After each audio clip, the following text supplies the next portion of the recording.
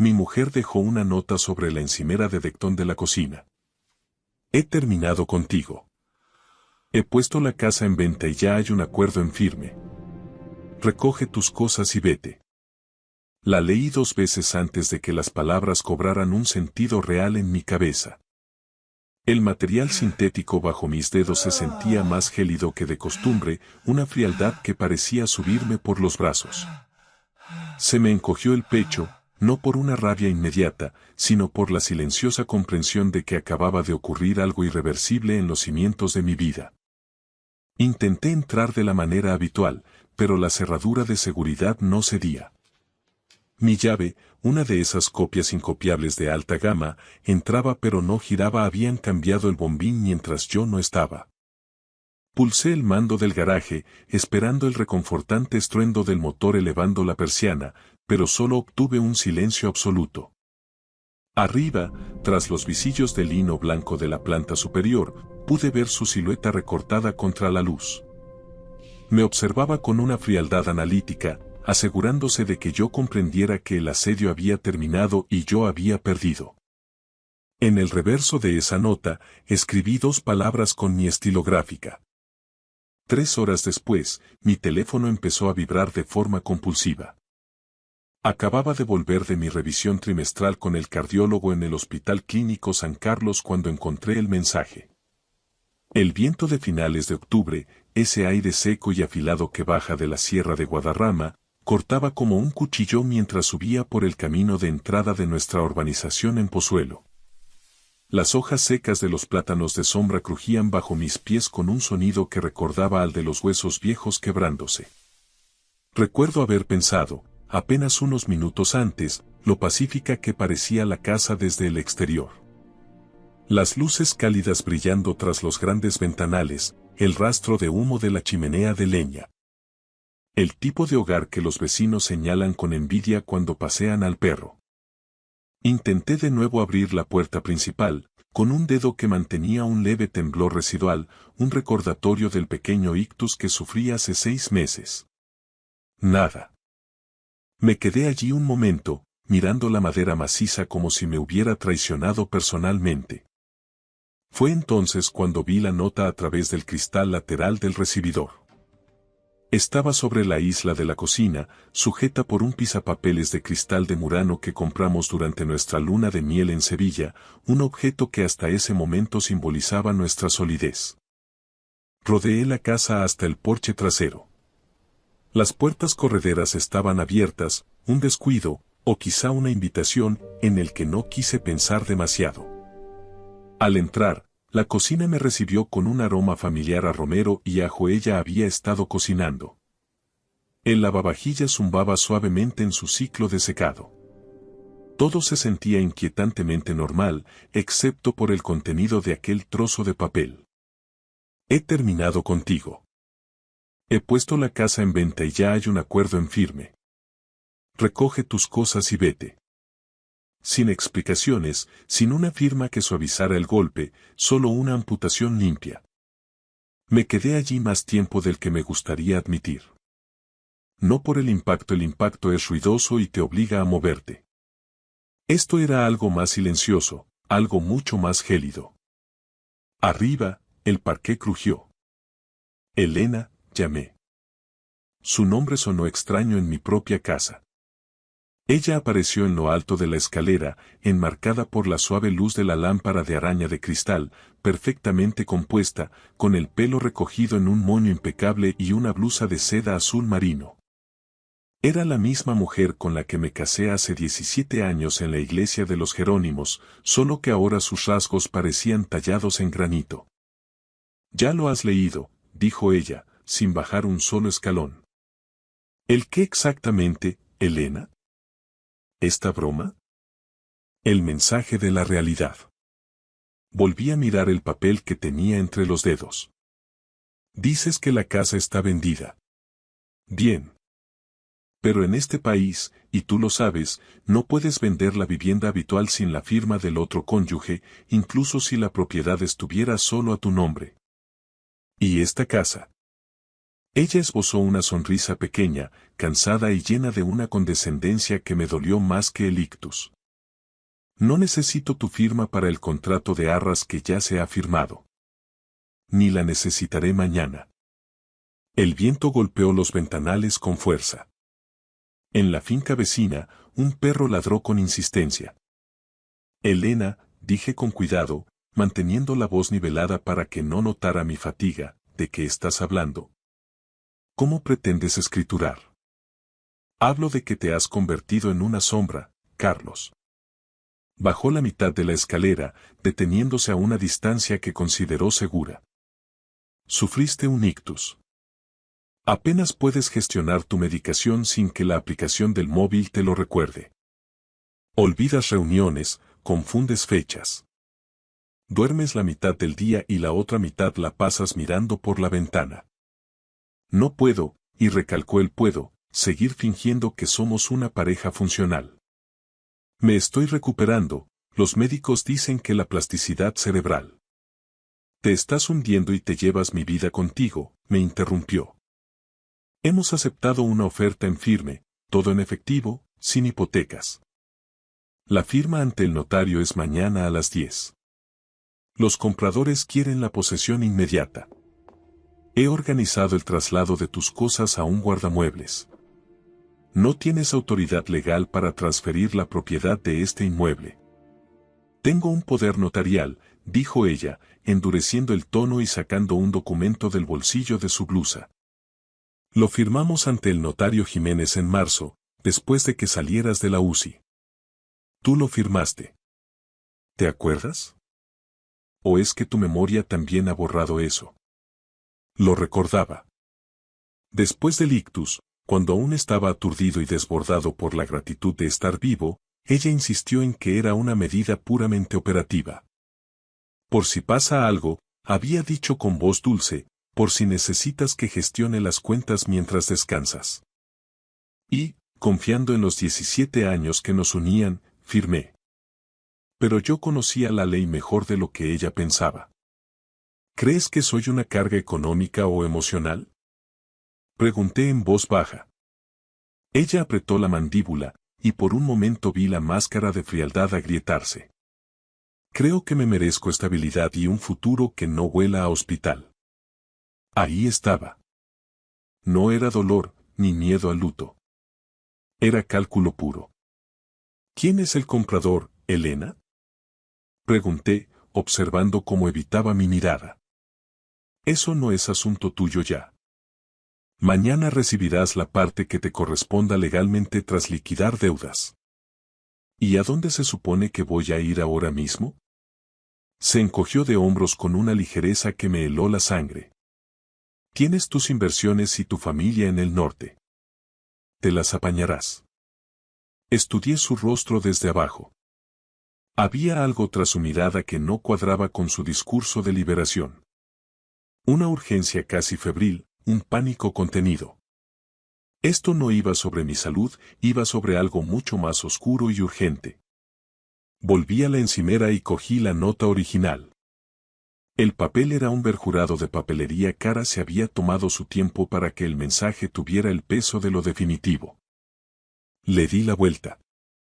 En la cara en blanco, con trazo firme, escribí.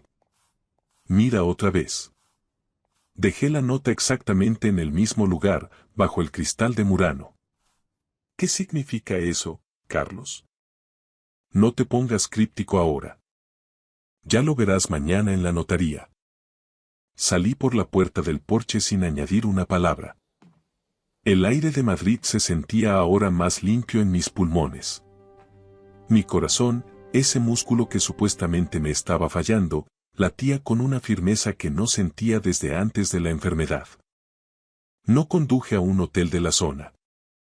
Me incorporé a la M40 y me dirigí directo al centro, hacia la calle Jorge Juan. Para cuando aparqué cerca del despacho de mi abogada, ya sabía lo que el registro de la propiedad me iba a confirmar. A las 17:42, mi teléfono vibró. Elena. Dejé que el silencio fuera mi respuesta. A las 17:47 volvió a vibrar, y luego 3 veces seguidas. Para cuando dieron las 20, acumulaba 12 llamadas perdidas y varios mensajes de audio que no me molesté en reproducir. En su lugar, me quedé en el despacho de Margarita, viendo cómo la luz de los monitores iluminaba nuestras caras mientras revisábamos la nota simple actualizada.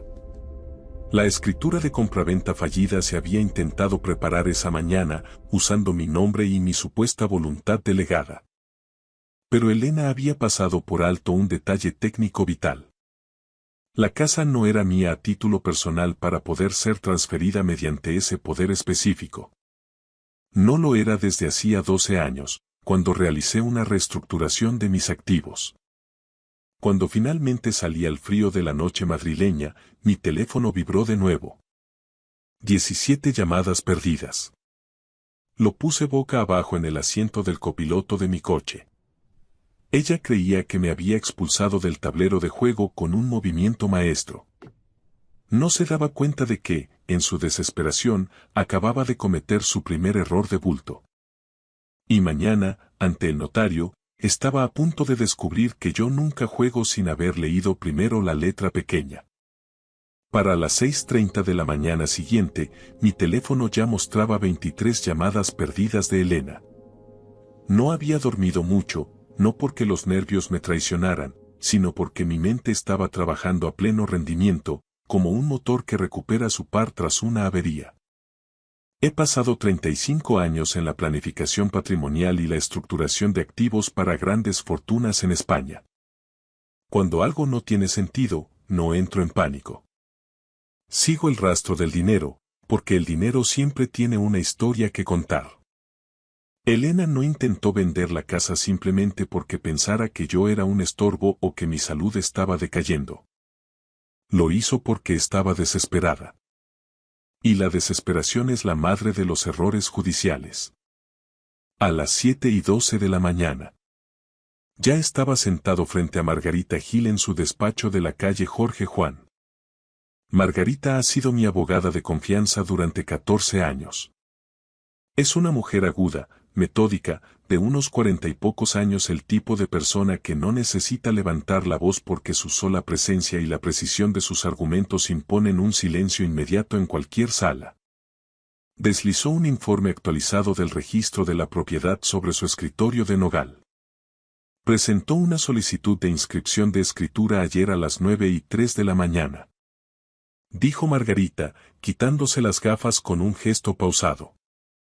Utilizó el poder notarial preventivo que firmaste en marzo. Pero cometió un error de principiante. Asumió que la propiedad te pertenecía a título personal. No es así, dije, observando el sello del registro. No, desde luego que no. Hace 12 años, mucho antes de que Elena empezara a obsesionarse con redecorar el chalet de Pozuelo en tonos minimalistas y neutros, realicé una reestructuración profunda de mis activos para protegerlos de posibles vaivenes del mercado. Transferí la propiedad de la casa a una sociedad patrimonial, la cual a su vez es propiedad de un holding familiar con sede en Madrid. Era una estructura estanca, irrevocable y perfectamente legal. Yo soy el administrador único y beneficiario mayoritario. A Elena nunca le interesó la mecánica de nuestras finanzas, ella disfrutaba de los dividendos, no del papeleo. Ella no puede transferir lo que tú no posees de forma directa, continuó Margarita. La dueña es la sociedad, no Carlos Valdés persona física. El poder notarial que ella tiene le da autoridad para actuar en tu nombre como individuo, pero no para representar a la sociedad ni para enajenar sus bienes inmuebles sin un acuerdo específico de la Junta. ¿Lo ha detectado ya el oficial de la notaría? Margarita esbozó una fina sonrisa, casi imperceptible. Lo harán en cuanto intenten protocolizar la venta. Pero ella ha ocultado la nota simple actualizada al posible comprador. Me recliné en la silla de cuero y exhalé lentamente. El dolor en el pecho del día anterior había desaparecido, reemplazado por una lucidez fría. La firma está programada para las 10, dijo ella consultando su agenda. En una notaría del Paseo de la Castellana. Los compradores son una pareja joven, él es un cirujano estético con mucho éxito. Han hecho un ingreso de arras astronómico la semana pasada. Eso explicaba la urgencia de Elena. Si el trato se caía, tendría que devolver el doble de la señal recibida según el Código Civil español. ¿Quién la asesora a ella? Pregunté. Carlos, esto es lo que más te va a doler. Es una agencia de inversiones de dudosa reputación dirigida por un tal Javier Lanza. Me quedé mirando el nombre en la pantalla. Ya lo había visto antes, aunque en un contexto muy distinto. 3 meses atrás, entré en el garaje tarde por la noche y encontré a Elena riendo mientras hablaba por teléfono en voz baja. Cuando me vio, palideció y dijo que era solo un amigo promotor con el que estaba consultando unas reformas. Javier Lanza. 40 y tantos, un oportunista inmobiliario de modales suaves, conocido en el sector por estar sobreendeudado y bordear siempre la ilegalidad. Saca su historial en el registro mercantil, dije. Margarita no dudó. Giró su monitor hacia mí y empezó a teclear. En cuestión de minutos apareció una telaraña de sociedades limitadas. La mitad estaban en proceso de disolución o con las cuentas sin presentar. Varias demandas por impago. 2 embargos preventivos sobre sus activos personales. Tiene problemas de liquidez masivos, murmuró Margarita. Y ha encontrado en Elena la forma de financiarse. O peor aún, ella le debe algo. Mi teléfono vibró de nuevo sobre la mesa. Elena. Lo silencié sin mirarlo. Margarita, dije en voz baja, comprueba nuestras líneas de crédito conjuntas y mis cuentas personales. Ella hizo una pausa y accedió a la banca electrónica mediante los certificados digitales que custodiamos en el despacho. Su expresión cambió de la profesionalidad fría a una preocupación genuina. Carlos, la situación es más grave de lo que pensábamos. La línea de crédito sobre el valor de la vivienda que abristeis hace 2 años para las reformas está al máximo. Ha dispuesto de todo. ¿Y mis fondos de inversión? Hay una solicitud de transferencia pendiente de 500.000 euros hacia una cuenta en la Suiza. El banco la bloqueó ayer tarde para verificar la firma, alegando que el poder notarial era insuficiente para una cantidad de ese calibre sin una segunda validación. Te llamaron mientras estabas en el hospital. Ella asumió que el ictus me había dejado fuera de juego de forma permanente. Margarita entrelazó sus manos sobre la mesa. Te subestimó de la manera más peligrosa posible. La subestimación es el error más caro que se puede cometer en los negocios. Y en el matrimonio. Me levanté y caminé hacia el ventanal.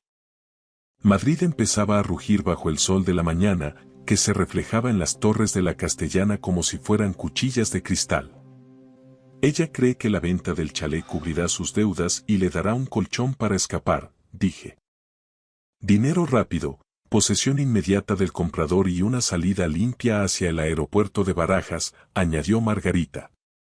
De hecho, hay una dirección de reenvío solicitada en correos. ¿A dónde? Miami. Un clásico. Sol, anonimato y un nuevo comienzo. Lejos de la enfermedad y de los inviernos de Madrid. Cree que se marcha hoy mismo. Cree que se marcha, corregí. A las 8:41 de la mañana. Mi teléfono vibró otra vez. 31 llamadas perdidas. Finalmente, por curiosidad táctica, escuché un mensaje de voz. Carlos.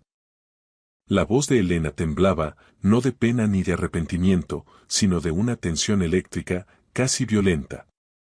¿Por qué me acaba de llamar el oficial del notario preguntando por la titularidad real de la sociedad?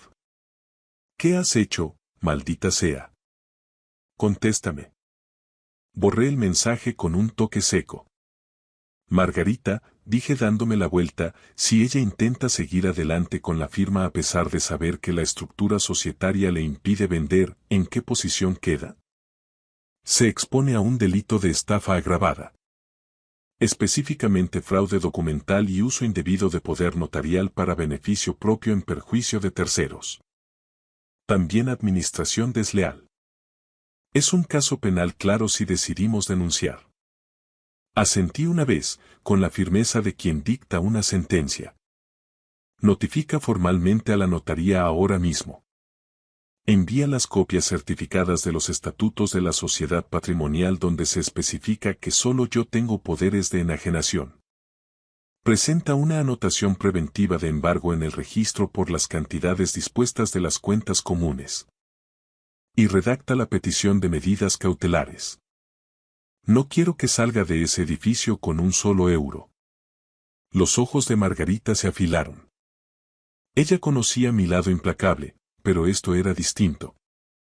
No te vas a detener en bloquear la venta, ¿verdad? No. Esto es solo el principio del proceso de saneamiento. Metí la mano en el bolsillo interior de mi chaqueta y saqué un sobre azul. Dentro había un documento que Margarita no esperaba. Había contratado a un auditor forense y a un investigador privado hacía 3 semanas, en el más absoluto silencio. Algo en los gastos de mantenimiento de la casa no cuadraba. Había descubierto que Javier Lanza, el socio de Elena, había pedido un préstamo puente privado de €500,000 6 meses atrás. Era un préstamo con intereses de usura y garantía personal. Estaba con el agua al cuello. Y ayer por la mañana, a través de una sociedad interpuesta, yo compré esa deuda. ¿Ella lo sabe?, preguntó Margarita suavizadamente. No tiene ni idea. ¿Y Lanza? Lo descubrirá en la reunión de las 10. Margarita se reclinó lentamente, asimilando la magnitud del movimiento.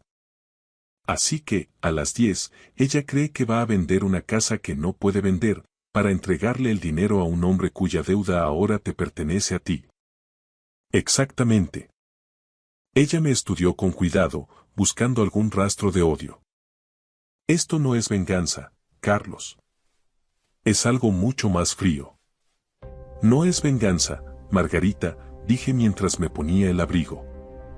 Es una corrección de mercado. El balance tiene que cuadrar. Y hoy, Elena va a aprender que la letra pequeña es lo único que mantiene el mundo en pie. A las 9:15 de la mañana. Salimos hacia las oficinas de Belmonte y Abogados en el Paseo de la Castellana. Mi teléfono vibró de nuevo en el bolsillo de mi abrigo. 37 llamadas perdidas. Lo saqué un segundo y lo coloqué boca abajo sobre el asiento de cuero del coche. Quería que ella sintiera el peso del silencio, ese vacío que precede a las grandes tormentas.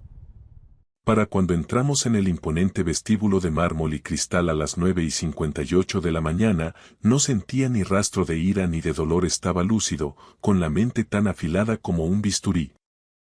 Elena había escrito su nota con trazos gruesos y definitivos, pero no se había molestado en leer la letra pequeña de nuestra vida legal.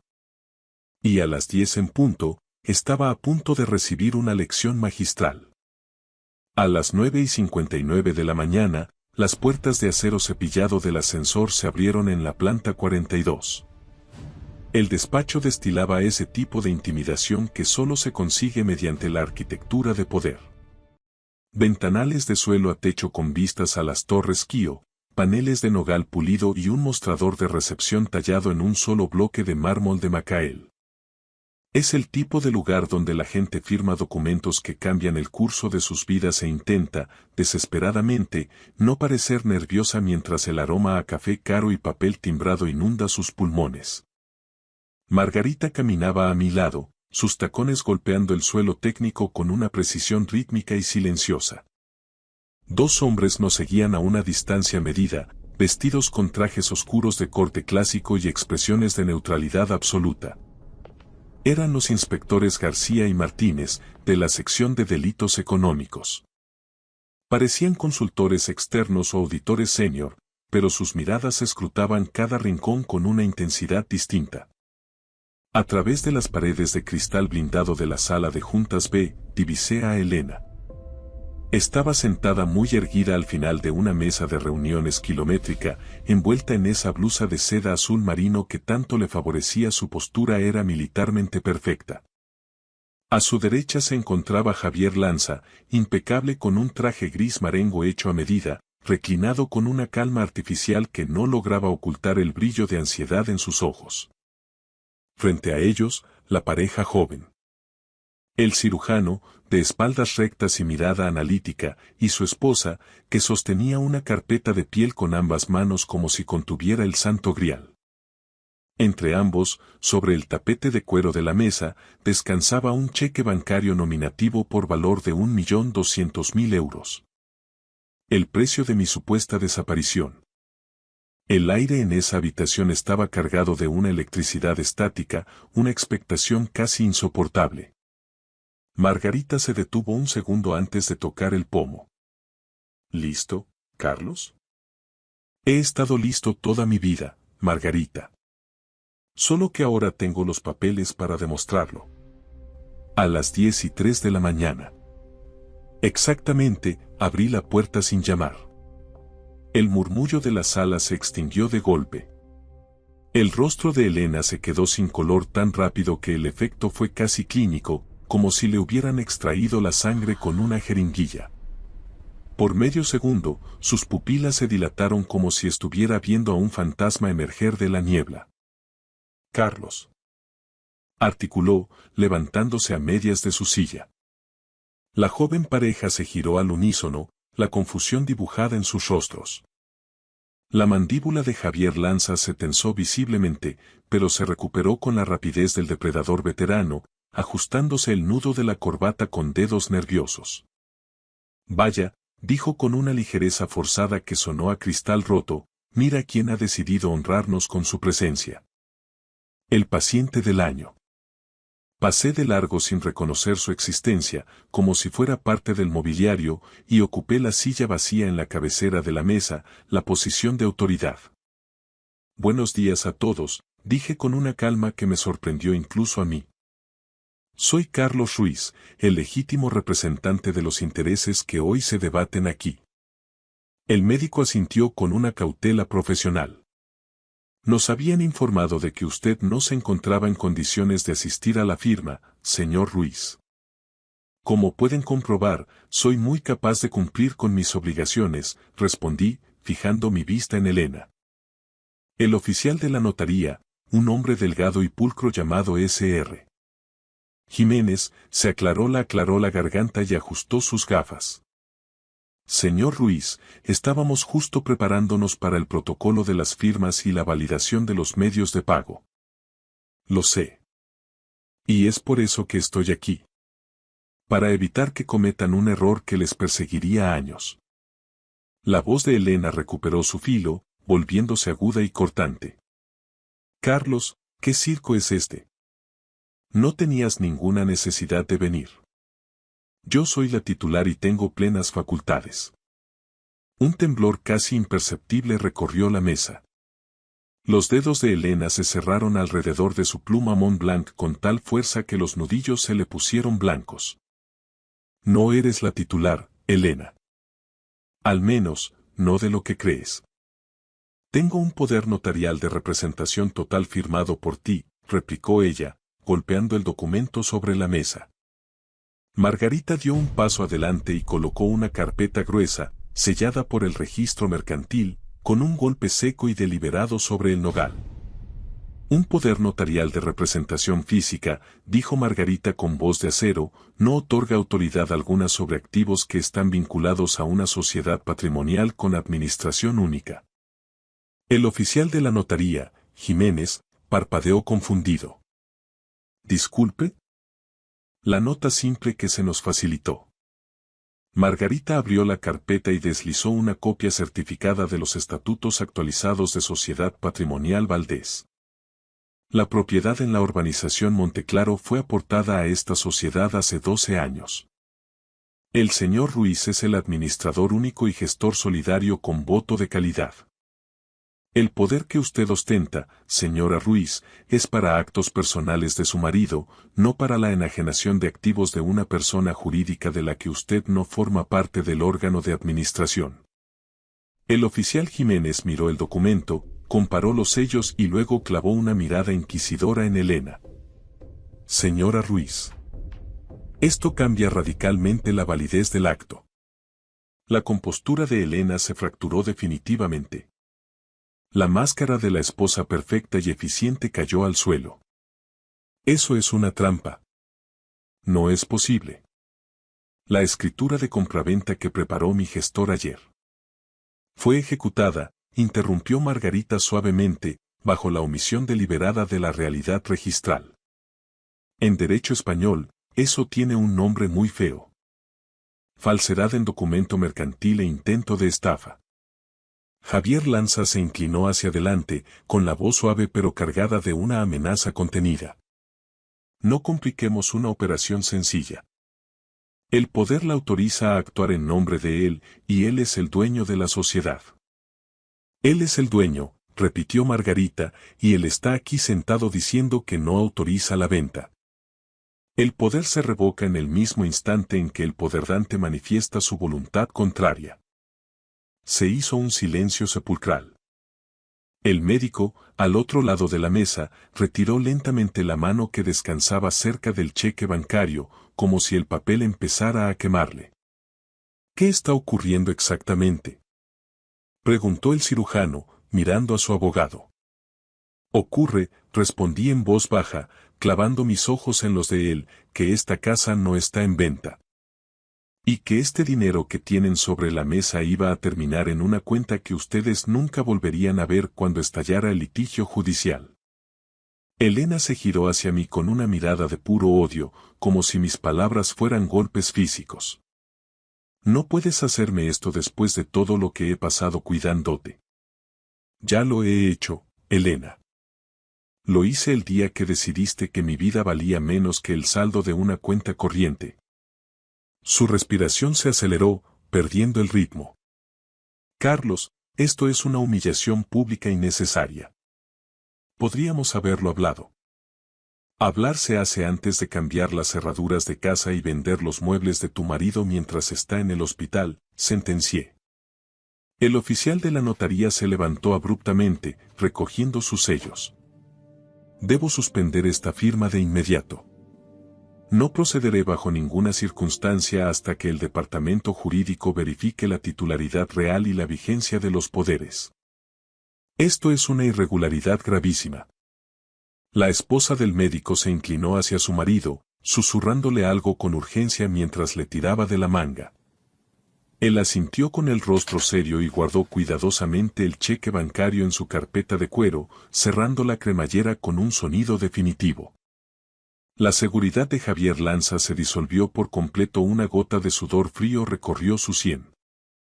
Carlos, dijo entre dientes, casi en un susurro, teníamos un acuerdo sobre el préstamo. No, respondí, disfrutando de su caída. Tenías una esperanza de cobro basada en una mentira. Y ahora, Javier, tú y yo tenemos mucho de qué hablar sobre esa deuda de $500,000 que ahora me debes a mí. Margarita le entregó al oficial Jiménez un último documento. Anotación preventiva de querella y nota de disputa presentada en el registro de la propiedad a las 8:17 de la mañana de hoy. Cualquier intento de transferencia queda bloqueado por orden judicial preventiva. Jiménez escaneó la página y su expresión pasó de la confusión profesional a una alarma genuina. La voz de Elena cayó en un tono quebrado, algo que quería parecerse a una súplica pero que conservaba el veneno. Carlos, por favor. Piensa en nosotros. Podemos discutir esto en la intimidad, sin abogados. Lo estamos discutiendo en el único lenguaje que pareces entender ahora mismo. El de los hechos probados. Sus ojos buscaron desesperadamente a la joven pareja, intentando salvar la venta, pero el optimismo de ellos se había evaporado, reemplazado por una incomodidad visible y el deseo de huir de aquella sala. Esto es solo un pequeño malentendido técnico, insistió Elena, con una sonrisa que era más una mueca. Carlos no se ha sentido bien últimamente, su juicio está. Tenga mucho cuidado con lo que va a decir a continuación, señora Ruiz, advirtió Margarita con una frialdad glacial. Hay 2 inspectores de policía en la puerta esperando para tomar declaración sobre el uso indebido de los fondos de las cuentas compartidas. Elena se detuvo en seco. El peso de esas palabras se asentó pesadamente en el aire, aplastando cualquier posibilidad de réplica. El silencio que siguió fue absoluto, roto solo por el sonido de la lluvia madrileña golpeando los cristales de la planta 42. Javier Lanza apartó su silla de cuero y se puso de pie bruscamente, haciendo que el roce de las patas contra el suelo de madera sonara como un disparo. Esto es ridículo. Hemos invertido meses, tiempo y recursos ingentes en esta transacción, espetó, tratando de recuperar una autoridad que ya no tenía. Y casi invierten en un fraude documental y una estafa agravada, respondió Margarita con una frialdad que heló el ambiente. En España, eso conlleva penas de prisión, señor Lanza. No es algo que se solucione con una disculpa. La palabra quedó flotando en el aire denso de la sala de juntas. Fraude. Lanza palideció hasta adquirir un tono grisáceo. El cirujano se levantó con la mandíbula tan tensa que se le marcaban los tendones del cuello. Nos marchamos, dijo el médico, mirando a su esposa. Ahora mismo. Lo lamento profundamente, dije con sinceridad, sosteniéndole la mirada. Ustedes son víctimas colaterales. Merecían un proceso limpio, no esta emboscada legal. Salieron de la sala sin decir una palabra más, dejando tras de sí un rastro de indignación. La puerta se cerró con un clic definitivo. Por un momento, solo el zumbido casi imperceptible del aire acondicionado llenó el vacío. Elena se giró hacia mí, sus ojos ya no mostraban frialdad, sino una rabia incandescente, la rabia de quien se descubre atrapado. ¿Qué has hecho?, susurró con una voz que vibraba de odio. Te lo advertí en la nota, Elena. Te dije que miraras otra vez. No quisiste hacerlo.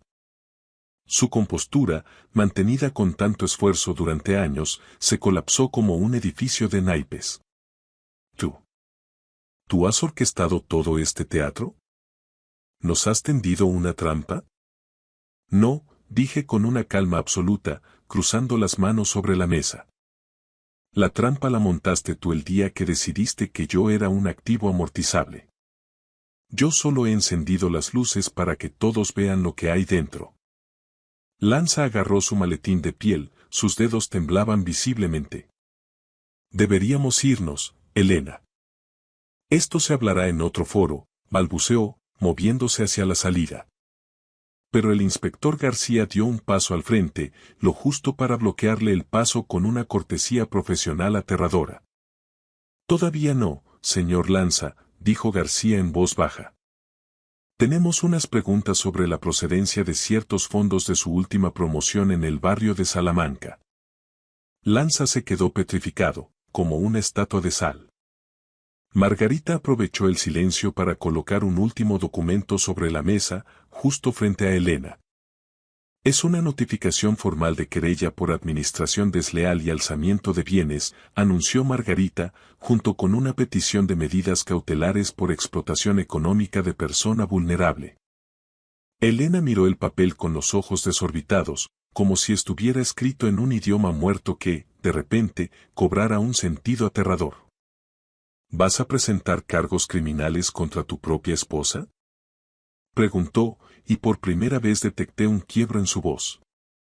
Eso depende, respondí, levantándome lentamente y ajustándome el abrigo, de lo honesta que estés dispuesta a ser a partir de este segundo. Sus ojos se llenaron de lágrimas, pero no eran lágrimas de arrepentimiento, sino de puro miedo. Por primera vez en meses, se dio cuenta de algo crucial. Esto no se trataba de la casa, y yo no era el anciano convaleciente al que podía manejar.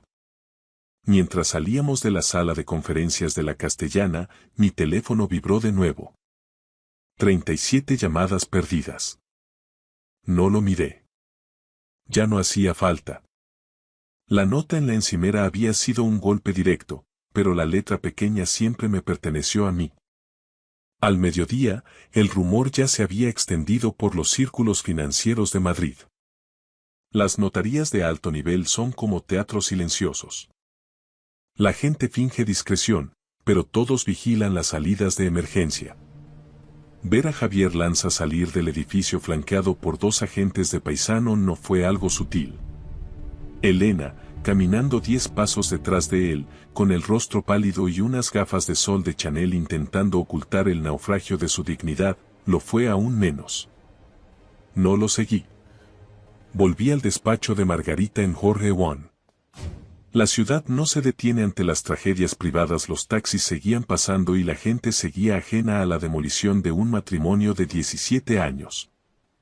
Margarita cerró la puerta de su oficina tras nosotros. Llamará de nuevo, vaticinó ella. Es su única salida. Intentará presentarlo como una confusión de buena fe, un error administrativo debido al estrés de mi enfermedad, dije. Sabemos que no es así. Los números no mienten.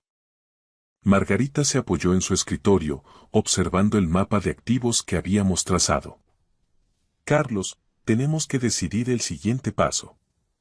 ¿Convertimos esto en una negociación de divorcio leonina o dejamos que la investigación penal siga su curso?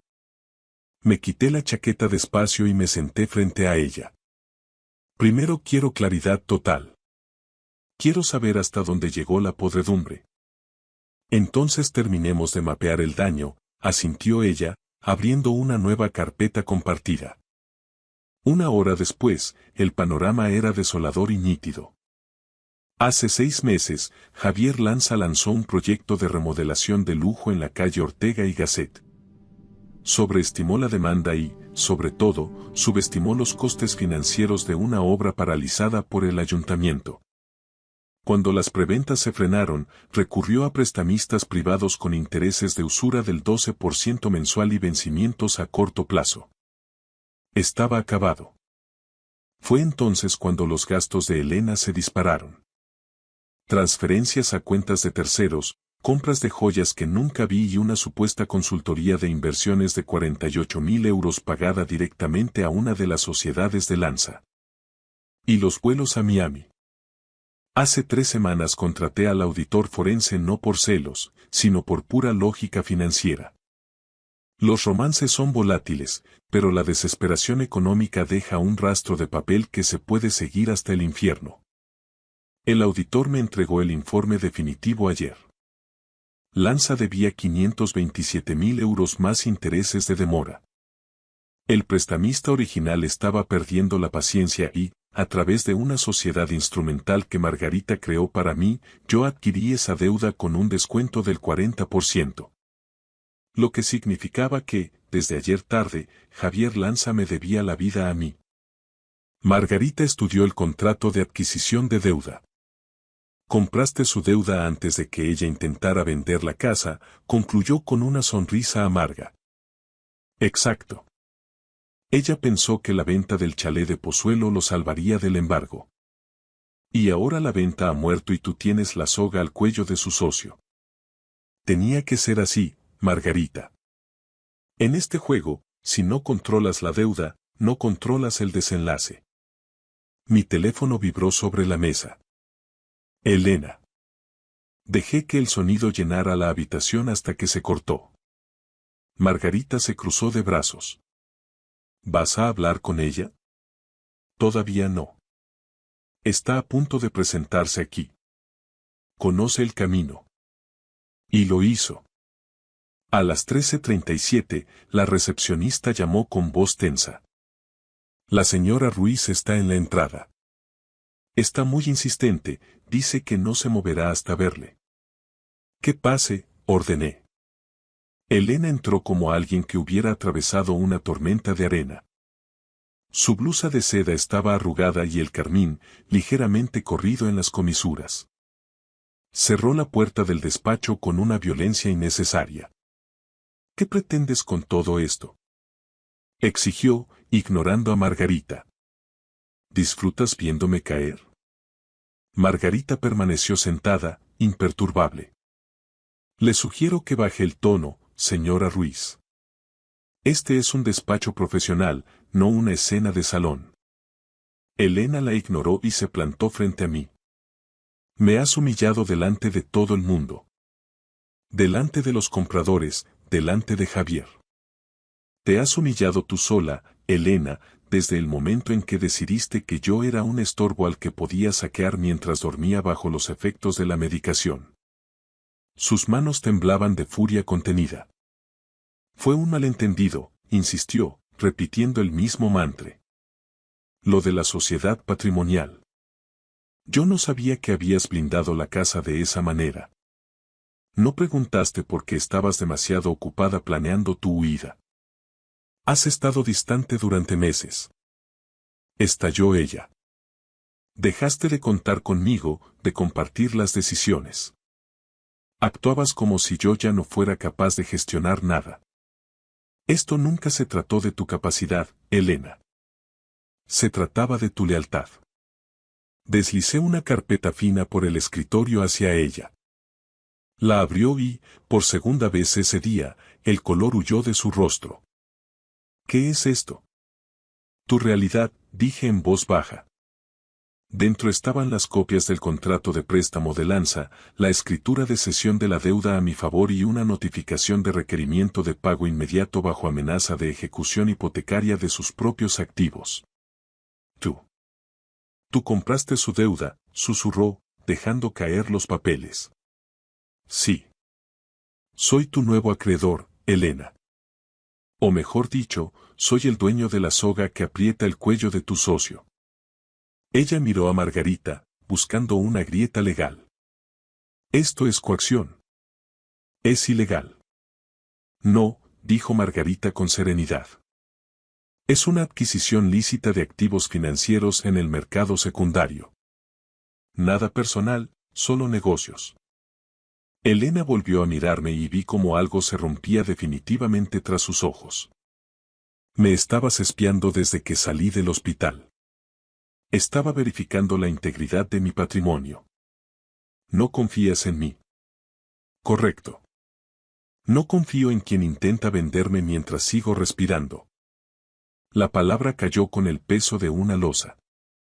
Ella tragó saliva, tratando de recuperar el aliento.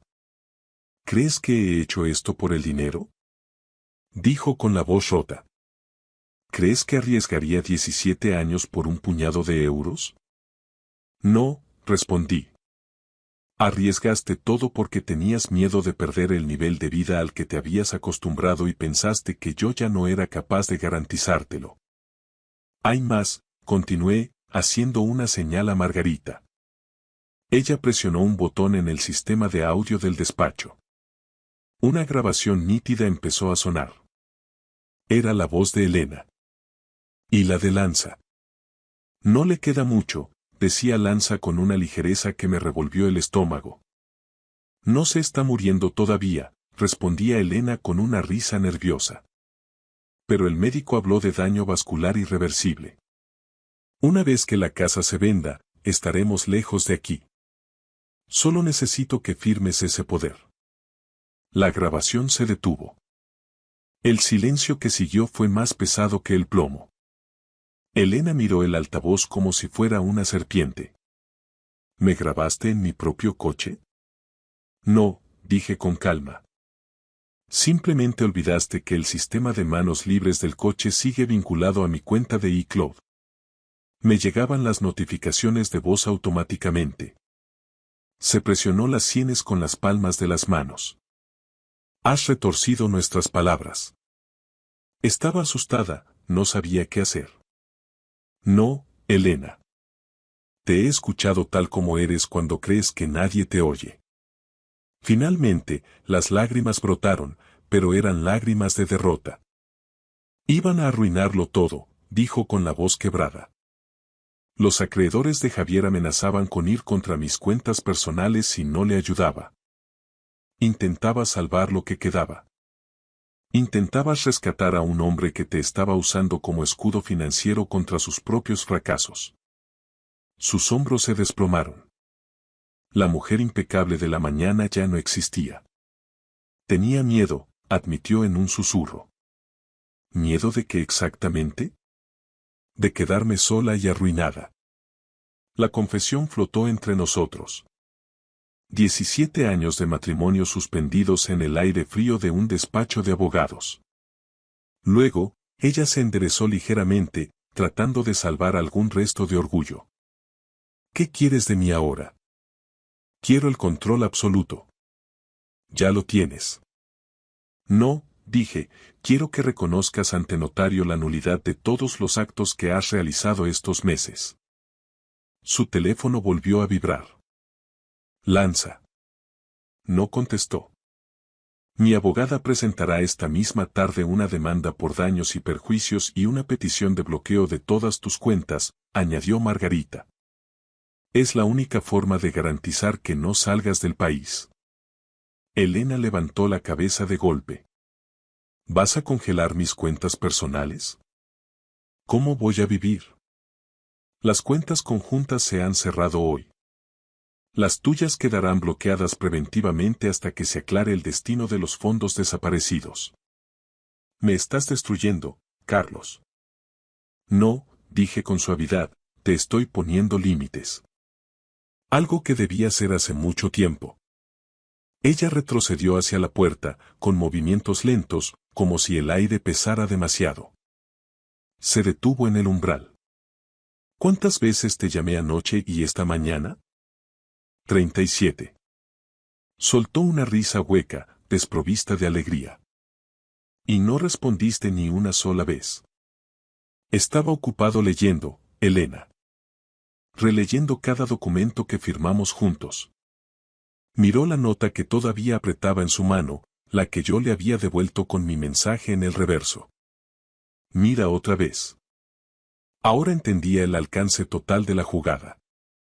La casa blindada, la deuda comprada, las grabaciones.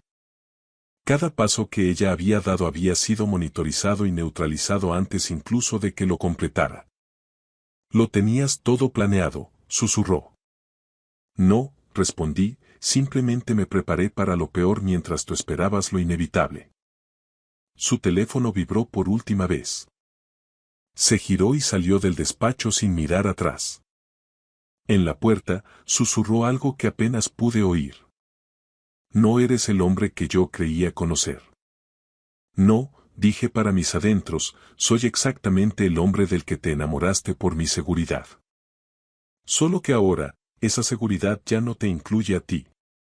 La puerta se cerró. Margarita me miró con una mezcla de respeto y preocupación profesional. Esto va a escalar muy rápido a partir de ahora, Carlos. Vendrán los abogados de Lanza y las réplicas de ella. Lo sé. Mi teléfono permaneció boca abajo sobre la mesa. No volvió a vibrar. Al menos, no ese día. El silencio, por fin, era mío. Pasaron 3 semanas desde aquel estallido en la oficina de la Castellana. El aire en Madrid se había vuelto definitivamente invernal, de ese frío seco y cortante que baja de la sierra y te obliga a subirte el cuello del abrigo de lana mientras caminas rápido por las aceras. Me había instalado en un piso de diseño moderno cerca del Parque del Retiro, en la zona de Jerónimos. Es un lugar con techos altos, mucha luz natural y, sobre todo, sin recuerdos impregnados en las paredes. Un lienzo en blanco donde el silencio no resulta amenazante, sino necesario. Javier Lanza desapareció del mapa social y financiero de la capital. Tras nuestra reunión, en la que quedó claro que yo poseía su deuda y las pruebas de su mala praxis, sus acreedores se lanzaron sobre sus activos restantes como lobos sobre una presa herida. Mi abogada, Margarita, me informó de que había solicitado el concurso de acreedores para su sociedad principal y que se enfrentaba a 3 investigaciones paralelas por administración desleal y alzamiento de bienes. Su reputación en el sector inmobiliario madrileño, un mundo donde todos se conocen, estaba terminada. Nadie vuelve de una escolta policial en un despacho de abogados de primer nivel. Elena, por su parte, se mudó a un apartamento mucho más pequeño en las afueras, cerca de Majadahonda. El proceso de divorcio y la liquidación de nuestra sociedad de gananciales fue sorprendentemente silencioso, casi clínico. Cuando alguien sabe que posees cada prueba, las grabaciones del sistema del coche, los registros de las transferencias irregulares y la titularidad blindada de todo lo que ella consideraba suyo, La lucha pierde su atractivo y se convierte en una simple capitulación. No hubo gritos en los juzgados de familia de la calle Francisco Gervás, solo documentos firmados electrónicamente y abogados intercambiando correos breves y profesionales. Una tarde, mientras revisaba unos informes de mercado en mi nueva terraza, con una manta sobre las piernas y el rumor lejano de la ciudad de fondo, recibí un último mensaje de ella. No era una disculpa, ni una súplica de perdón. Era el último coletazo de quien se niega a aceptar su responsabilidad. ¿Por qué lo hiciste todo tan difícil, Carlos? Podrías haberme dado una oportunidad de explicarme. Podrías haber sido más humano. No respondí de inmediato. Me quedé mirando hacia el horizonte, donde el sol se ponía tras las siluetas de los edificios de la Gran Vía, tiñendo el cielo de un naranja encendido. No lo hice difícil, simplemente lo hice real. Ella había confundido mi silencio durante la recuperación del ictus con debilidad mental. Había confundido mi paciencia con rendición. Había olvidado que la base de cualquier estructura sólida, ya sea un rascacielos de oficinas o un matrimonio de casi 2 décadas, es la integridad de sus materiales. Ella había introducido grietas en los cimientos y pretendía que yo siguiera viviendo en un edificio en ruinas. Le escribí una respuesta corta, sin espacio para la réplica. Limítate a honrar los acuerdos pactados. Sin amenazas, sin sarcasmos, solo lo que dicta la ley y el contrato de liquidación. Que tengas buena vida. Apagué el teléfono y lo puse boca abajo sobre la mesa de teca. El aire en este nuevo hogar se sentía diferente al de aquella cocina de mármol de Pozuelo de hace meses. Era un aire menos ornamental, menos escenográfico, pero infinitamente más auténtico. Mi corazón latía con una regularidad asombrosa. El médico del clínico me había dicho esa mañana que mi recuperación era casi total. A veces, la mejor medicina es extirpar lo que te envenena el espíritu. A veces, en los momentos de calma antes de dormir, cuando el silencio del retiro es absoluto, vuelvo a ver la imagen de aquella tarde fatídica.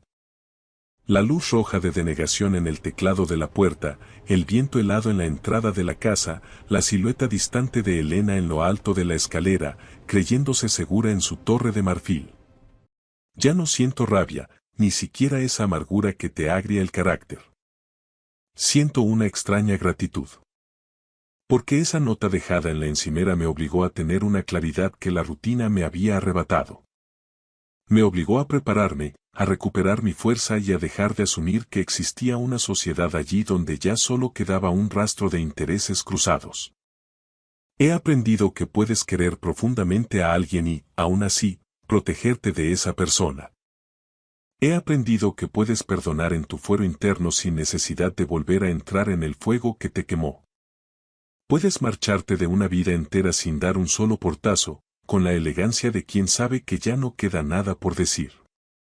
Y si alguna vez te han subestimado, si alguien ha asumido que te rendirías en silencio por estar herido, o que desaparecerías sin molestar para no romper la estética de su nueva vida, espero que recuerdes algo sencillo que me salvó a mí. Lee siempre la letra pequeña de tus afectos, protege tu nombre por encima de todas las cosas y, si alguien te dice que tu casa está vendida y que tu tiempo se ha acabado, detente, respira y mira otra vez. La realidad siempre es más profunda que el primer vistazo. Muchas gracias por ver. Si les ha gustado la historia, denle a like, escriban un comentario y suscríbanse para no perderse la próxima historia. Valoramos mucho su presencia en este canal. Todo lo mejor. Papá, la venganza perfecta. Mi yerno no tenía ni la más remota idea de que yo era, en realidad, el propietario del sillón que ocupaba y el dueño de la empresa que cada mes ingresaba su abultado sueldo. Para él, yo no pasaba de ser un viejo contratista arruinado, un hombre de otra época que siempre llevaba las botas de trabajo manchadas de barro y las manos curtidas por el cemento. Pero entonces, con una sonrisa de suficiencia, deslizó aquel folleto satinado de una residencia de ancianos sobre la mesa de nogal de su comedor y apenas 5 minutos después, los cimientos de su mundo de cristal empezaron a resquebrajarse. Me llamo Daniel García.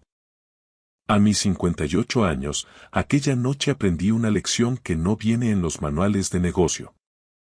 A veces, el arma más letal que puedes desenfundar es una verdad que nadie se ha molestado en imaginar.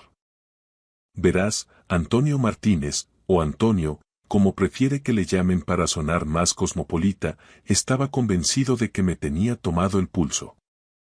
Me veía como el pobre viejo Daniel, un hombre estancado en su modesta casa de la calle Mayor, conduciendo una furgoneta de hace 15 años y buscando siempre las etiquetas de bajada de precio en el Mercadona para estirar la pensión. Lo que su arrogancia no le dejaba ver era que su tren de vida, su chalet de mármol en una urbanización blindada de las afueras y su flamante cargo como director general en Construcciones García y Asociados, todo, absolutamente todo, existía gracias a la visión que yo tuve hace un cuarto de siglo. Por aquel entonces, el padre de Antonio, Carlos, estaba llevando la constructora familiar directamente al abismo. Entre deudas de juego, inversiones inmobiliarias catastróficas en plena burbuja y nóminas que no podía cubrir, la empresa era un cadáver. Yo tenía 33 años y me había dejado el lomo trabajando como autónomo, ahorrando cada céntimo. Vi el agujero y vi la oportunidad. Compré el 51% de las acciones por lo que entonces parecía una locura. Hoy, esa inversión se traduce en unos 750 millones de euros, pero mantuve el secreto bajo 7 llaves, incluso para mi hija Elena. Mi difunta Carmen y yo decidimos que Elena debía labrarse su propio camino, aprendiendo el valor del esfuerzo sin la sombra de la fortuna de papá. Quizás nos pasamos de frenada, porque Elena acabó entregando su vida a Antonio, ignorando por completo que su pobre padre era el accionista mayoritario de la empresa de su marido. Todo estalló hace unos días. Estaba en el garaje, con los brazos hasta los codos de grasa trasteando con un motor, cuando sonó el móvil. Era Elena. Su voz sonaba tensa, como si estuviera leyendo un guión mal ensayado. Papá, Antonio quiere que vengas a cenar el viernes, me soltó. Decía que quería tener un detalle familiar, invitar también a sus padres y cerrar filas. Yo sabía que eso era una mentira como una catedral. Los padres de Antonio, Carlos y Belén, siempre me habían mirado por encima del hombro. En la última Nochebuena, Belén llegó al extremo de mover mi cubierto a la mesa de la cocina, alegando que el comedor principal era solo para la familia directa. Aquella invitación no era una cena, era una encerrona. Iría encantado, cariño, respondí. Porque cuando tu hija te llama, tú vas, aunque sepas que vas directo al matadero. Además, yo ya tenía mis propias fuentes. En el sector de la construcción en España, todo se acaba sabiendo, es un pañuelo donde los rumores vuelan más rápido que el hormigón. Antonio se había pillado los dedos prometiendo un macroproyecto urbanístico en la costa, asegurando a los bancos que aquello sería el pelotazo del siglo. Pero tenía un muro insalvable. Necesitaba una parcela específica para el vial de acceso principal, y el viejo testarudo que era dueño se negaba en rotundo a vender. Ese viejo era yo. Mi casa de la calle Mayor ocupaba exactamente el espacio donde Antonio proyectaba la entrada de su urbanización de lujo. Él maldecía a ese propietario anónimo en cada reunión de la junta, sin saber que lo tenía sentado a su mesa cada Navidad. Con la ayuda de mi abogado de toda la vida, Javier Serrano, seguía cada paso errático de Antonio. Javier me informaba de su desesperación, de sus promesas vacías a los inversores y de su pánico ante la negativa de ese viejo tonto de la casa ruinosa, como me llamaba a mis espaldas. Antonio pensaba que yo era un obstáculo menor en su ascenso al éxito, una reliquia que no entendía de progreso. Llegó el viernes de noviembre, frío y oscuro. Me puse mi mejor camisa, limpia de pintura, al menos, y aparqué mi vieja furgoneta entre los deportivos de alta gama en la entrada de su mansión. Era una de esas moles de diseño moderno, todo cristal y mármol frío, de las que gritan tengo dinero a los 4 vientos. Antonio me abrió la puerta luciendo un traje que costaba más que mi vehículo, pero su sonrisa era de plástico. Dentro, el ambiente era judicial. Carlos y Belén presidían la mesa como si fueran el Tribunal Supremo. Elena evitaba mi mirada, y ese silencio me confirmó que el plan ya estaba en marcha. Carlos, que a sus 74 años aún fingía ser el magnate que casi hunde su herencia, me indicó con un gesto seco que me sentara al fondo. La ironía me quemaba por dentro. Ese hombre, que hoy me miraba con desprecio, fue el mismo que años atrás me suplicó el cheque que salvó su apellido, aunque nunca supo quién se lo firmaba realmente. Cenamos un chuletón carísimo que para mí sabía a serrín. Belén soltaba pullas sobre asumir las limitaciones de la edad mientras Elena jugueteaba con el tenedor, visiblemente incómoda. Antonio intentaba dominar la conversación hablando de adquisiciones estratégicas y del estrés de las altas finanzas, mientras Carlos asentía dándome lecciones sobre el valor del esfuerzo. Yo solo escuchaba, recordando los informes de Javier. Antonio estaba quemando liquidez a un ritmo alarmante y su última bala era el proyecto de la playa.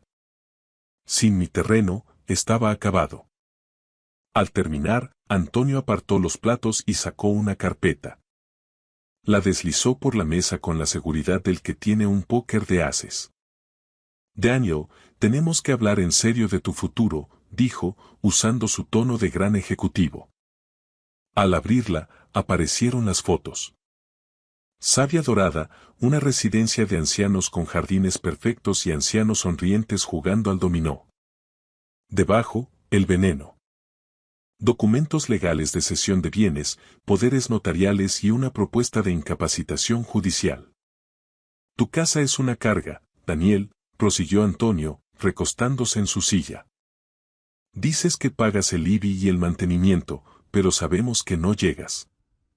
No podemos seguir financiando tu estilo de vida. Me quedé de piedra. Yo pagaba religiosamente cada recibo de contribución y cada teja de mi casa desde hacía décadas. Pero decidí no interrumpirle. A veces, la mejor estrategia es dejar que el enemigo cabe su propia fumba con el mayor entusiasmo posible. Carlos se inclinó hacia adelante, y su grueso bigote se agitó de esa forma tan particular que recordaba de los viejos tiempos, cuando el pánico financiero le hacía temblar el pulso. Aunque él no tuviera ni la más remota idea de que ya nos habíamos enfrentado cara a cara en los despachos hace décadas, yo reconocía ese tic de derrota inminente. La venta de tu propiedad en la calle Mayor solucionaría nuestros problemas inmediatos de liquidez, Daniel, soltó Carlos con una frialdad que pretendía ser paternal. Además, te proporcionaría un buen colchón financiero para tus cuidados personales. Es una situación en la que, sinceramente, todos ganamos. ¿Problemas de liquidez? Pregunté, ladeando la cabeza y manteniendo un tono de voz suave, casi ingenuo, que los incitara a seguir cavando. La cara de Antonio pasó de un tono rosado a un rojo intenso que desentonaba con su costosa corbata de seda. Se aclaró la garganta, midiendo cada palabra como si estuviera ante un tribunal. La empresa se enfrenta a algunos contratiempos temporales, Daniel. Necesitamos capital para el nuevo proyecto urbanístico en la costa y tu propiedad está en una ubicación estratégica que beneficiaría a toda la comunidad. Ahí estaba la auténtica verdad, desnuda y cínica. No se trataba de mi bienestar, ni de que yo estuviera solo o cansado. Se trataba de que mi casa, el hogar donde Carmen y yo fuimos felices, era el último obstáculo para su sueño inmobiliario de millones de euros. Belén intervino entonces, luciendo esa sonrisa de plástico que la gente de su estatus reserva para cuando está a punto de destrozarte la vida por tu propio bien. Savia Dorada es realmente encantadora, Daniel. Tendrías tu propia suite, actividades programadas, atención médica profesional las 24 horas. A nuestra edad, la independencia se convierte en un lujo que no siempre podemos permitirnos. Hablaba como si estuviéramos en el mismo barco, ella, que no había fregado un plato ni se había preocupado por el precio de la luz en 30 años, dándome lecciones de realismo a mí, que conocía el peso de cada ladrillo. Miré los folletos. Fotos de ancianos con rebecas de punto, sonrisas ensayadas en zonas comunes y un personal joven empujando sillas de ruedas con una alegría sospechosa. Era el lugar donde la dignidad se marchita bajo un plan de pagos mensuales. ¿Y si no quiero vender? Solté, dejando que la pregunta cayera como una piedra en un estanque helado. La temperatura en la habitación cayó en picado. Carlos se aclaró la garganta con un sonido seco, casi violento. Entonces tendríamos que considerar lo que la ley denomina medidas de apoyo judiciales, dijo con voz cortante. Nos preocupa tu capacidad mental, Daniel. Vivir solo en esa casa tan grande, sin supervisión familiar. No es seguro para ti. Antonio tomó el relevo, recuperando su fluidez de tiburón de los negocios. Solicitaríamos al juzgado un procedimiento de provisión de apoyos, lo que antes llamábamos incapacitación. Traeríamos peritos médicos que testificarían que ya no eres competente para tomar decisiones patrimoniales, que eres un riesgo para tus propios intereses. La amenaza quedó suspendida en el aire, densa como el humo. Estaban dispuestos a encerrarme en una unidad de memoria y arrebatarme mis derechos civiles solo para allanar el vial de acceso a su promoción de lujo. Belén añadió, con una amabilidad que daba escalofríos, que el tribunal nombraría a un tutor para velar por mi seguridad. Elena finalmente habló. Su voz apenas era un susurro quebrado. Papá, de verdad es lo mejor. El barrio ya no es lo que era. Necesitamos el dinero de la venta para nuestro futuro. Para el futuro de la familia. Esa frase me golpeó más fuerte que cualquier amenaza judicial. Mi propia hija, a la que acompañé al altar, me decía que robarme mi hogar era un sacrificio necesario para su estatus. Antonio sacó entonces una pluma estilográfica de oro y la dejó junto a los documentos legales. Es sencillo, Daniel. Firmas el poder notarial, yo me encargo del papeleo de la venta y tú te instalas en Savia Dorada. Todos ganamos. Miré las 4 caras que me rodeaban. Pensaban que tenían acorralado a un viejo contratista agotado. Se equivocaban en muchas cosas, pero sobre todo en cuánta lucha le quedaba a este constructor. ¿Sabéis? Dije, metiendo la mano en mi chaqueta, hay algo sobre la propiedad que deberíais saber. Saqué mi móvil, aquel viejo terminal de pantalla agrietada que alimentaba su desprecio, y marqué un número que conocía de memoria. Activé el manos libres. Dígame, Javier Serrano al habla, resonó la voz nítida y profesional de mi abogado. Antonio soltó una carcajada burlona. ¿A quién llamas, Daniel? ¿A tu sobrino el del taxi? Javier, dije, ignorando el escarnio, ¿estás ahí? Sí, señor García. ¿En qué puedo ayudarle esta noche? El silencio que siguió fue absoluto, roto solo por el sonido de un tenedor que Belén dejó caer sobre su plato de porcelana. Carlos se puso pálido, y a Antonio se le desencajó la mandíbula al escuchar el trato protocolario de uno de los abogados más caros del país. Activa la cláusula 17 del acuerdo de accionistas, ordené con una calma gélida.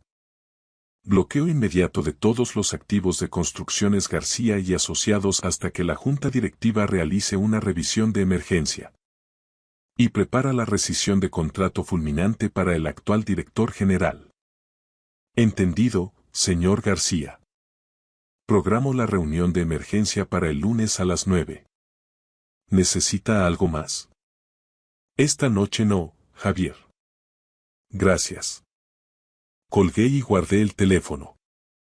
4 pares de ojos me miraban como si acabara de confesar un crimen.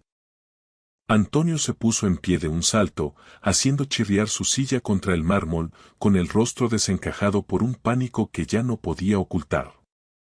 Antonio se puso en pie de un salto tan brusco que su silla de diseño chirrió contra el suelo de mármol con un sonido estridente, casi insoportable, que pareció rasgar el aire de la estancia. Su rostro era un mapa de emociones caóticas que no lograban asentarse. Una mezcla de confusión absoluta, incredulidad, pánico y, finalmente, un miedo animal, de ese que aparece cuando comprendes que el suelo ha desaparecido bajo tus pies. ¿García y Asociados? Balbuceó con la voz rota. Pero, ¿cómo sabes lo de la cláusula 17? ¿Cómo puedes conocer el protocolo interno del acuerdo de accionistas?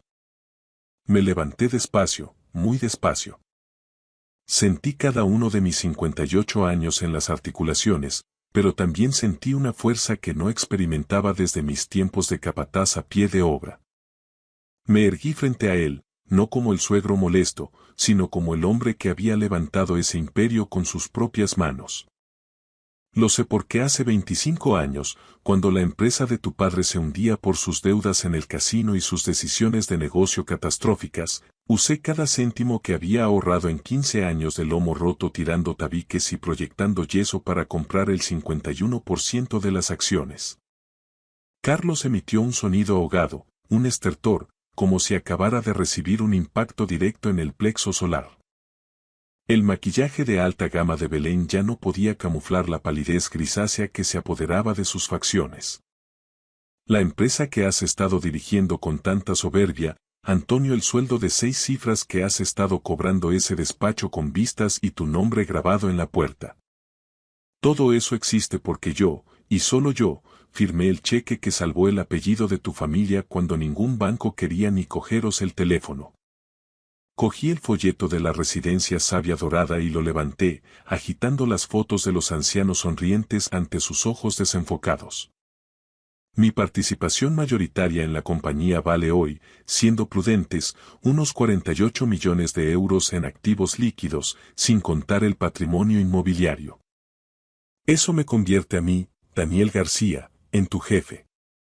Yo soy quien paga esta casa, quien financia tu ritmo de vida de nuevo rico y quien emplea a toda esa gente cuya opinión te importa más que la dignidad del padre de tu mujer.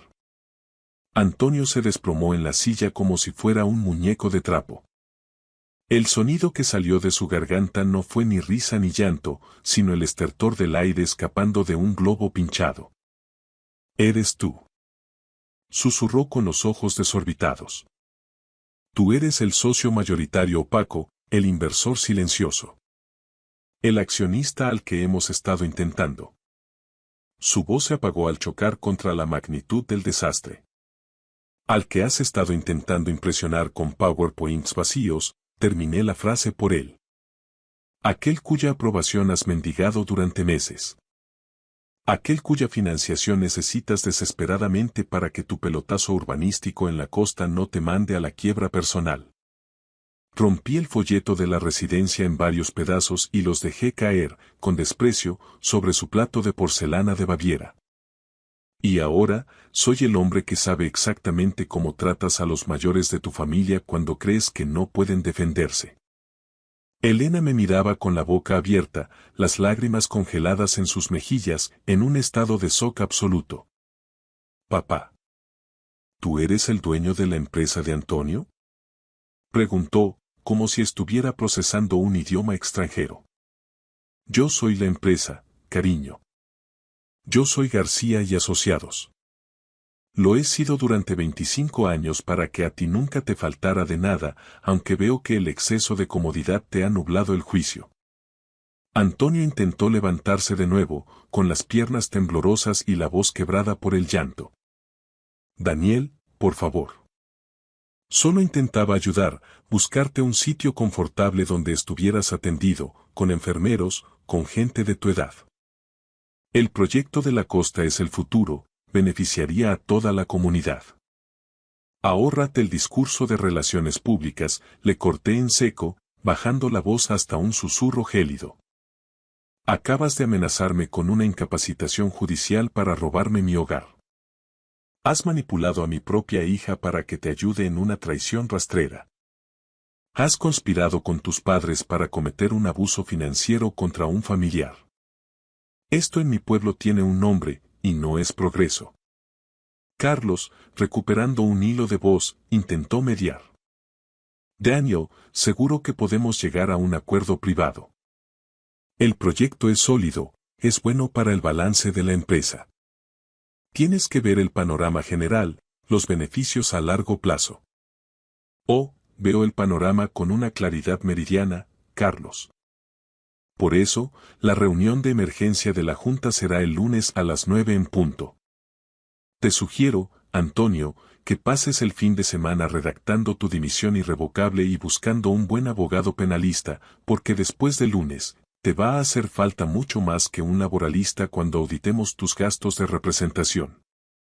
Belén intentó un último movimiento desesperado, apelando al sentimentalismo más rancio.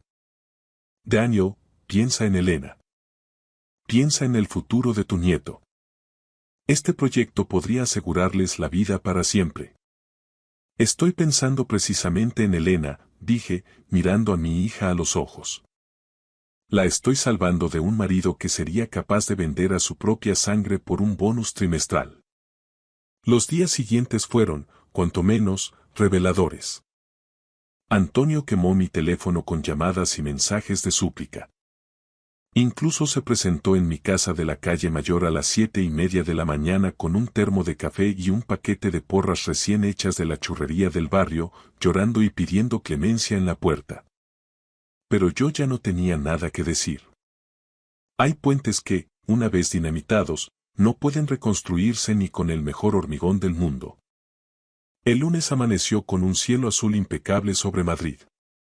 Me puse mi mejor traje, un corte italiano a medida que guardaba celosamente para las juntas que supervisaba por videoconferencia. La sede de García y Asociados se alzaba como un coloso de cristal y acero en el centro financiero, un monumento a 25 años de decisiones acertadas. Javier Serrano me esperaba en el vestíbulo a las 8:45 en punto.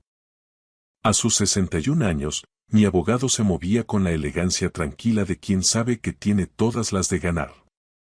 Su maletín no solo contenía registros financieros, sino el acta que despojaría a Antonio de cada mentira sobre la que había edificado su fachada. La Junta está reunida y en silencio absoluto, Daniel, dijo Javier mientras el ascensor iniciaba su ascenso veloz hacia la planta 42. Todos tienen un interés casi morboso en conocer, por fin y en persona, al hombre que realmente firma sus nóminas.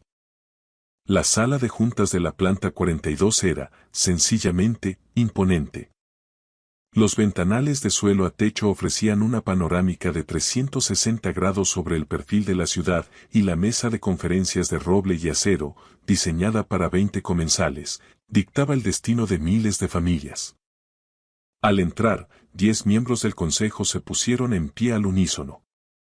En sus rostros vi una mezcla de sorpresa absoluta, reconocimiento tardío y un alivio que no intentaban disimular.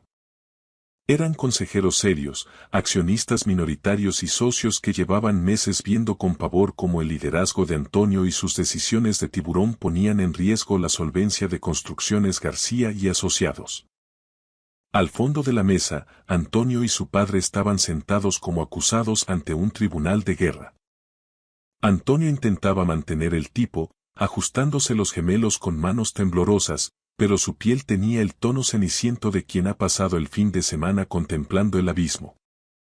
Carlos, por su parte, aparentaba cada uno de sus 74 años su postura, antes arrogante, se había hundido en un amasijo de derrota y resentimiento. Buenos días, dije, ocupando la presidencia de la mesa con la autoridad natural de quien ha dirigido cuadrillas y levantado muros desde los cimientos. Gracias a todos por acudir con un preaviso tan escaso. Javier Serrano asintió y activó la pantalla gigante de plasma situada detrás de mí.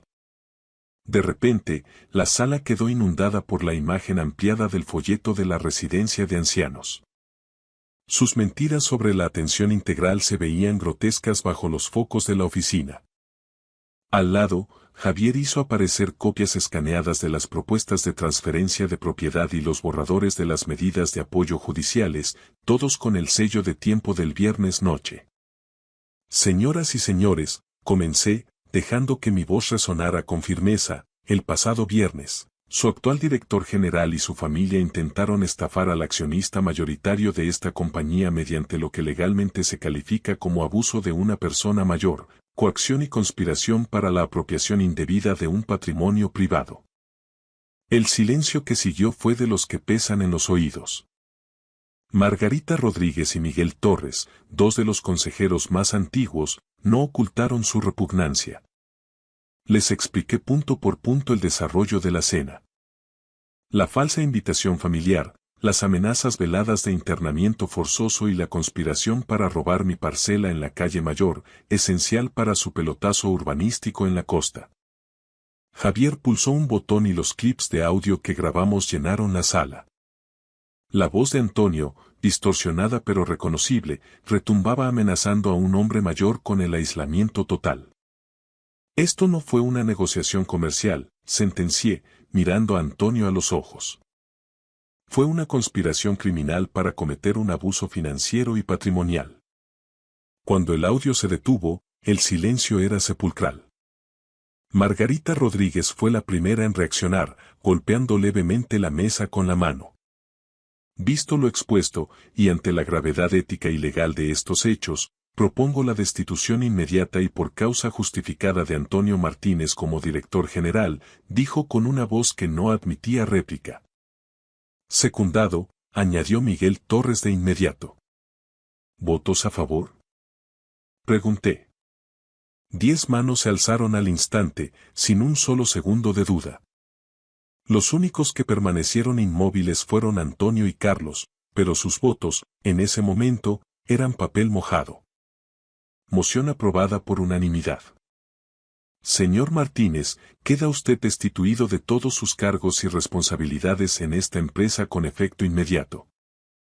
Se inicia asimismo una auditoría de sus gastos de representación de los últimos 3 ejercicios. Fue entonces cuando la máscara de Antonio se rompió por completo. El ejecutivo impecable se desintegró como cartón bajo la lluvia. Se apartó de la mesa y, en un acto de humillación absoluta, se puso de rodillas, arrastrándose por la moqueta hacia mi silla con la cara bañada en lágrimas. Por favor, Daniel. Sollozaba, intentando agarrar el borde de mi chaqueta. Lo hice por la familia, por Elena, por el futuro de tu nieto. No puedes destruir todo lo que hemos levantado. Miré hacia abajo, hacia ese hombre que apenas 72 horas antes estaba dispuesto a encerrarme en una unidad de cuidados especiales para saciar su codicia. Yo no estoy destruyendo nada, Antonio, respondí con una calma gélida. Estoy salvando a mi hija de un hombre que vendería a su propio padre por un contrato inmobiliario. La seguridad, que ya esperaba fuera, entró en la sala. 2 guardias de uniforme levantaron a Antonio del suelo y lo escoltaron, entre sollozos, hacia la salida. Su coche de empresa, sus tarjetas corporativas, sus claves de acceso. Todo fue anulado antes de que sus pies tocaran la acera de la Castellana. Su indemnización se limitó a una caja de cartón con las fotos de su escritorio. Los meses que siguieron me confirmaron una verdad que a veces olvidamos con el ruido del dinero. La mayor herencia que puedes dejar a tus hijos no es un saldo bancario de 6 ceros, sino la lucidez para reconocer la integridad y el buen carácter. A veces, el acto más poderoso y necesario es permitir que las personas muestren quiénes son realmente cuando creen que nadie importante las está vigilando. Es en esa oscuridad donde la verdadera naturaleza de cada uno sale a la luz. Muchas gracias por ver. Si les ha gustado la historia, denle a like, escriban un comentario y suscríbanse para no perderse la próxima historia. Valoramos mucho su presencia en este canal. Todo lo mejor.